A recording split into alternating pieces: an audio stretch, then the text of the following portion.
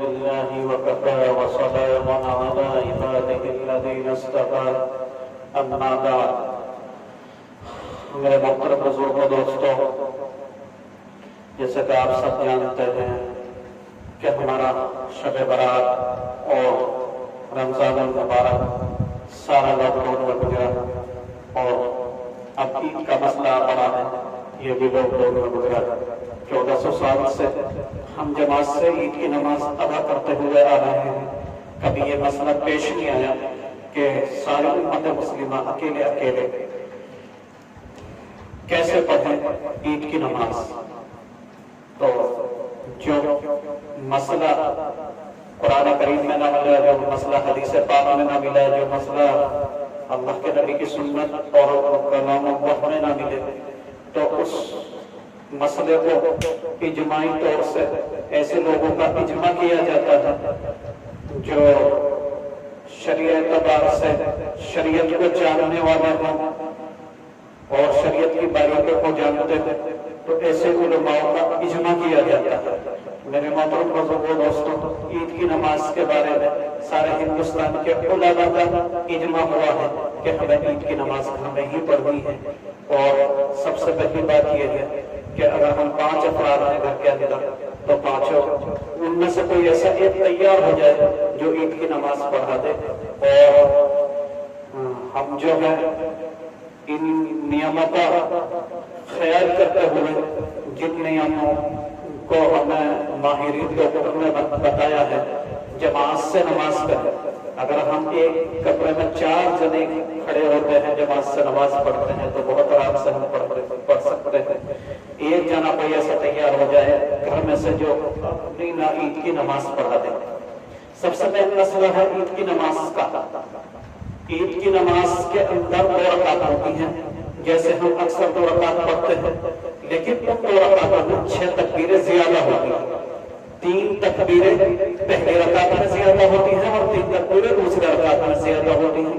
بس ہمیں یہ سمجھنا ہے زیادہ تکبیریں جو ہوتی ہیں وہ کہاں اور کیسے ہوتی ہیں۔ تو جیسے ہم نیت باندھتے ہیں، پہلے نیت کریں گے، ہم کہ نیت کرتا ہوں میں 2 رکعت نماز واجب میں جائز زائد 6 تکبیروں کے، تو یہ نیت ہو گئی۔ اس کے بعد ہم اللہ اکبر کہہ کر کانوں تک ہاتھ اٹھائیں گے اور باندھ لیں گے۔ یہ تکبیر جو ہے 6 زائد تکبیروں میں نہیں لگے گی۔ اس کے بعد ہم سبحانک اللہم و بحمدک و تبارک اسمک و تعالی جدک و لا الہ غیرک پڑھ کر کے اب 3 تکبیریں جو 6 زائد تکبیریں ہیں، ان میں سے 3 تکبیریں اب شروع ہوتی ہیں۔ پہلے ہم کہیں گے اللہ اکبر، کانوں تک ہاتھ اٹھا کر چھوڑ دیں گے، یہ ایک تکبیر ہوئی۔ پھر ہم کہیں گے اللہ اکبر، کانوں تک ہاتھ اٹھا کر چھوڑ دیں گے، یہ دوسری تکبیر ہوئی۔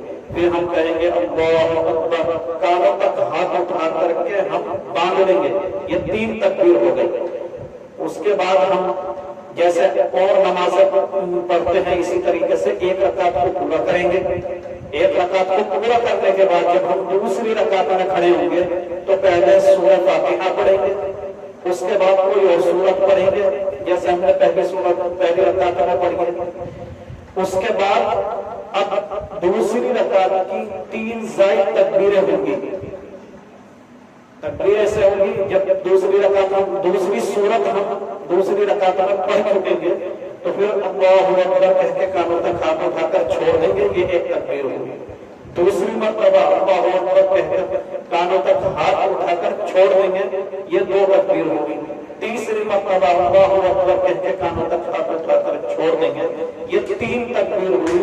اور چوتھی مرتبہ اللہ اکبر کہتے ہوئے ہم رکوع میں چلے جائیں گے، پھر اسی طرح سے نماز مکمل کریں گے ہم، جیسے کہ اور نماز مکمل کرتے ہیں۔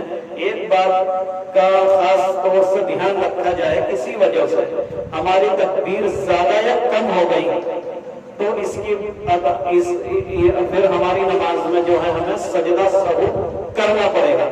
سجدہ سہو اکثر لوگ جانتے ہیں لیکن پھر بھی جان لیجیے، جب سجدہ سہو کیسے ہوتا ہے، تحیات اشہد ان لا الہ الا اللہ و اشہد ان لا الہ الا اللہ و اشہد ان محمدا عبدہ و رسولہ، جب ہم التحیات و رسولہ تک پڑھتے ہیں تو ایک پڑھیں گے اور ایک طرف سلام پھیریں گے اور پھر 2 سجدے کریں گے، پھر دوبارہ تحیات سے نماز مکمل کریں گے. اس طرح سفر سہول ہوتا.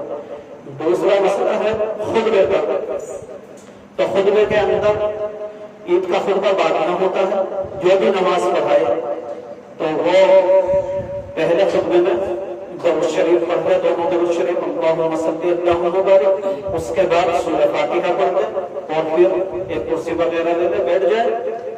جیسے کہ امام بیٹھتا ہے خطبے میں چند سیکنڈوں کے لیے، اس کے بعد کھڑا ہو، پھر دوسرے خطبے میں درود شریف پڑھے اور پھر کوئی اور سورت پڑھ دے، جیسے سورہ اخلاص قل هو اللہ کی سورت ہے یا انا اعطیناک کوئی بھی سورت ہے. اس کے بعد اپنے گھر والوں کو اور جتنے بھی نماز پڑھنے والے 2 3 4 جو بھی ہیں، اور ایک آدھی حدیث پڑھ کے فضائل اعمال میں سے، فضائل منتخب حدیث میں سے یا کوئی سی کتاب میں سے یا زبانی تھوڑا سا سمجھا جائے.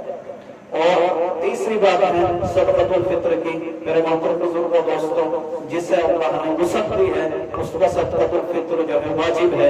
اور صدقۃ الفطر کی اس وقت میں صحیح قیمت جو ہے 50 روپے یا 55 روپے ہے، کیونکہ لاک ڈاؤن کی وجہ سے ہم نے مہنگا آٹا بھی کھایا ہے، اور جس قیمت کا ہم آٹا کھاتے ہیں اسی قیمت سے صدقۃ الفطر ہم پر واجب ہوتا ہے.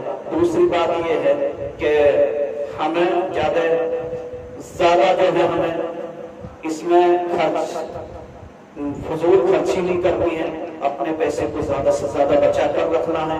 امت مسلمہ کے ان افرادوں کی مدد کرنی ہے جو عید کی خوشیاں نہیں منا سکتے، تو کم سے کم اپنے پڑوس میں، اپنے خاندان میں، اپنے محلے میں اور اپنی قرابت داری میں ایسے لوگ دیکھیں کہ جو مجبور ہیں، ان کی سیج میں اللہ کو علاوہ کسی کو پتہ نہ ہو، اس طرح ان کی مدد کرے.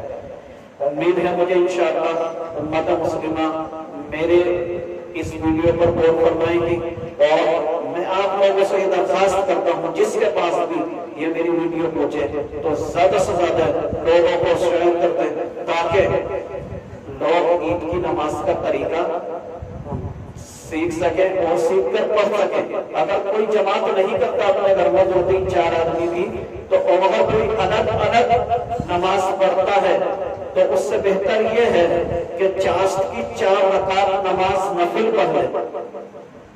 اور ایک چیز یہ ہے کہ نماز کا وقت، عیدین کی نماز کا وقت کب سے شروع ہوتا ہے؟